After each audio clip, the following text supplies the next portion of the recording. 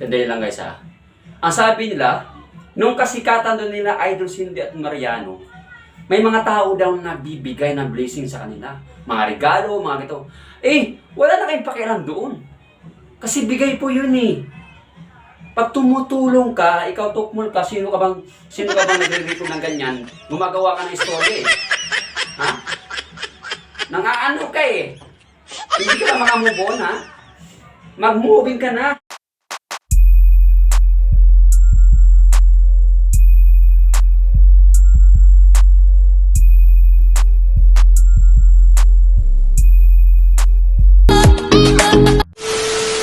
Sinasabi dito po na mas malaki pa raw. Mas malaki pa daw ang income or sweldo po ni Idol Mariano at Cindy po nung nasa Isway pa sila. Abay, tukmol pala ito eh. Paano naging malaki? Ang payat-payat nga ni Idol Mariano para hindi kumakain dun eh. Di ba? Paano mo masasabing mas malaki pa ang sweldo ni Idol Mariano at Cindy sa lahat po ng nagtatrabaho?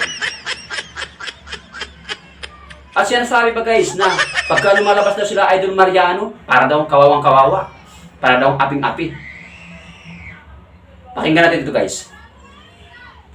Realize ko sa mga talented ko, yung mga issue kung bakit ayaw nila kami lumayan is sa mga talented sila.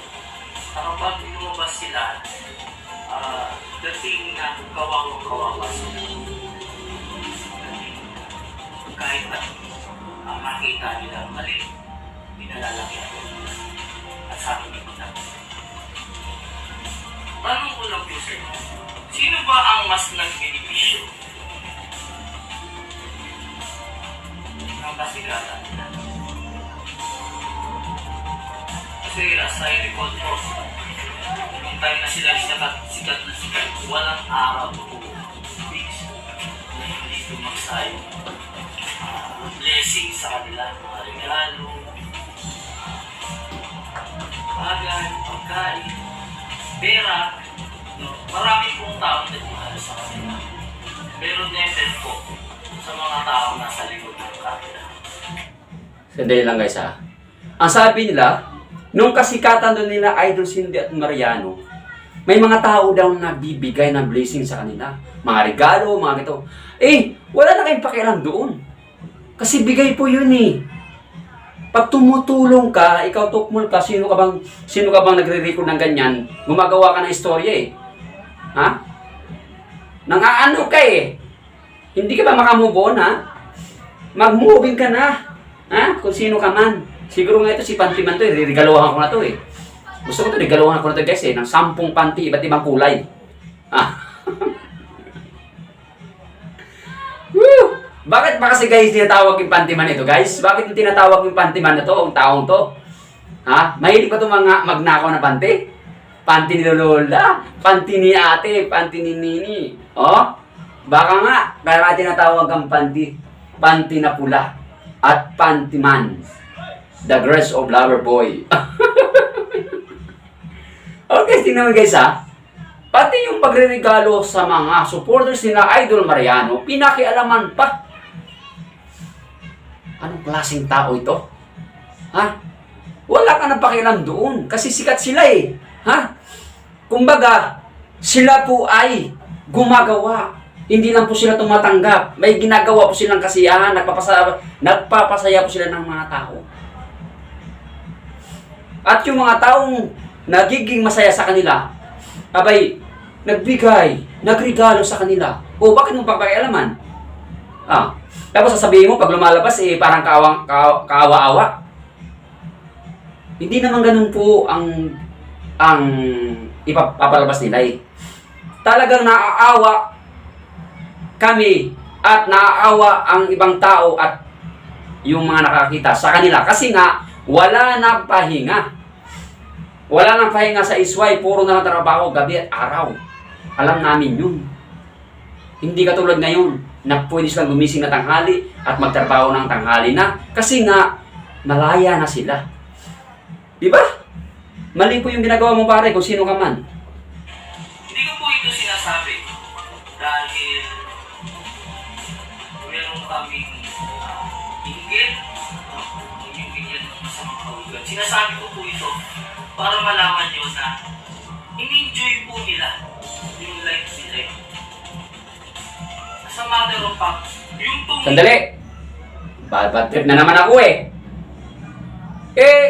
Yung sinasabi mong hindi kayo naiinggit, ba't hindi kayo nag-move on? Mag-moving ka na. Diba? Tanggapin nyo na ang Mariano at Cindy ay malayang-malaya na. Sila po ay unti-unti nang nakabangon. Marami na pong blessing po na dumating sa buhay nila. Diba? Tapos sasabihin mo, hindi ka naiinggit. Ikaw tukmul ka, mag-move on ka na. Okay? Kung ikay bata ka ni Pantiman, magsama kayong dalawa. Diba? Kasi walang ginagawa yung mga bata. At higit sa lahat kami, wala rin kami ginagawa. Pinagtatanggol lang namin yung idol namin. Okay? Mag-moving ka na. Baka kasi, mag-moving ka sa iba. Okay? Regalohan ko kayo ng pante. Sige kayo.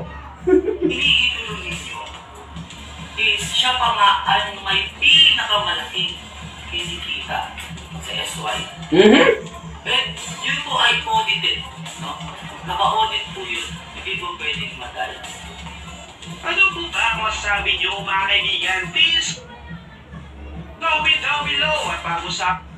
Oh guys ha, sinasabi pa na si Idol Mariano ang pinakamalaki. Hindi lang binabanggit yung pangalan, pero si Idol Mariano ang pinaparinggan dito. Siya raw ang pinakamas malaking kita at sweldo. Ayan, may pad na. Nasira na tuloy yung mic ko. Tay. Sorry guys. Sa sobrang galit ko guys, ayan. Ayan guys ha. Sila Idol Mariano daw pinakamas malaking kita. Oh my God.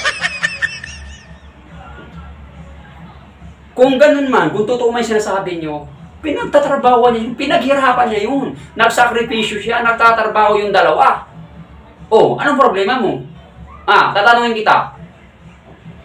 Kung sasabihin nyo na si Idol Mariano ang mas may pinakamalaking sweldo, anong problema mo? Siyempre si Idol Mariano ang nagdala sa SY. Yung pangalan na Mariano G po. Kumbaga sa artista ba, pag gumawa tayo ng isang pelikula, pag ikaw bibida ka na hindi ka kilala, kikita ba yan? Ganun din po si Idol Mariano. Kumbaga, siya po yung sinusundan ng tao. Tapos isa pa, sabihin nyo, walang utang na loob. Sampalin ko kaya kayo ngayon. Umayos kayo. Minsan na po ako maging ganito, pero, joke lang. Talagang mali po yung mga brad. Mali po yung ginagawa nyo. Huwag nyo nang pakialam yung bata. Huwag nyo nang maparinggan. Huwag nyo nang pagsalitaan na ganyan, na ganito ganyan, na hindi ka naiingit. Yung pala naiingit kayo eh. Kasi, inuhukay nyo pa. Yung mga dati na. Kaya lahat ng yan eh, pinagtatrabuhan ni Idol Mariano yan eh. Pinaghirapan ni Idol Mariano yan eh. Di ba? Kaya mag-moving na kayo para wala nang problema. Ito lang sasabihin ko sa inyo, magkakaibigan tayo rito. Hindi man tayo magkakakilala in person sa totoong buhay natin. Dito sa YouTube magkakilala tayo, magkakaibigan tayo. Dapat wala ng ganun. Kung sino ka man po yung impacto ka na gumagawa ng recording na yan, tumigil ka na. Huwag ka na magpaparinig kung ano-ano pa man. Kasi po ang mga bata, nagsisikap na po mga bata, wala na po ibang inisip po sila Idol Mariano kundi po ang mabuhay ng mapayapa at tahimik. Okay guys? Okay. So, hanggang dito na lang po muna guys ang ating vlog. Kasi umiinit na po ang aking ulo. And guys, maraming salamat po guys sa walang sawang pag-support nyo po sa channel ko.